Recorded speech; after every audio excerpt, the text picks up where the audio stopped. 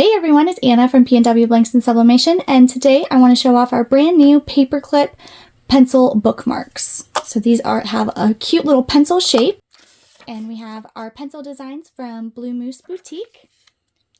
So let's go ahead and get started. First thing you're going to do, so there's two sides. There's a somewhat clear side that it looks white, but it's clear. And then there's the all white side. So these designs aren't mirrored, and then that way we can just place it directly on the transfer here, because you actually sublimate the back side. And to do that, we're going to want to peel off the protective layer here, peel that off, and we're going to do that to both of them. And there is also a protective layer on the front, but we actually keep that on there so to protect it while it's being pressed. And then we'll take it off at the very end. So we got both of those off.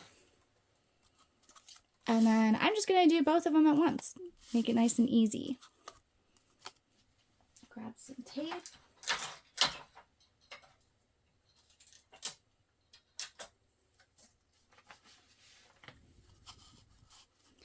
Get it all lined up. I do want to make sure that my eraser is at the eraser part and my pencil's at the pencil part. So make sure to get it all lined up there. And these designs are super cute because you could even add a teacher's name if you're using these for teacher appreciation, or you can add, whoops, that was all crooked. Or you can add a teacher's name down here at the bottom. Or you can add a really short phrase. It's not really big enough for a long phrase, but you could do a short phrase.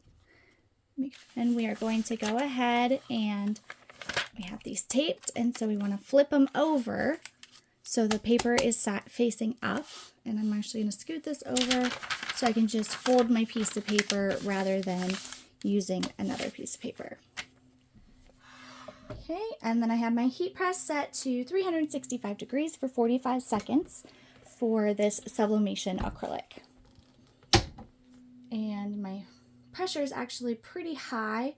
You do want a lower pressure because that will reduce the risk of warping. But we'll see how it turns out. And my press is going to count down, and I do have the auto on, so it's just going to automatically open there, and it's very hot.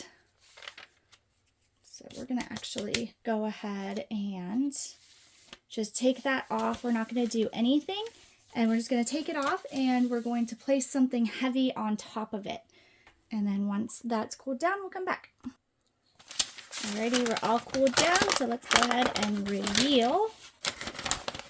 So ta-da, we have cute little paperclip, pencil-shaped paperclip bookmarks. I'm going to go ahead and remove.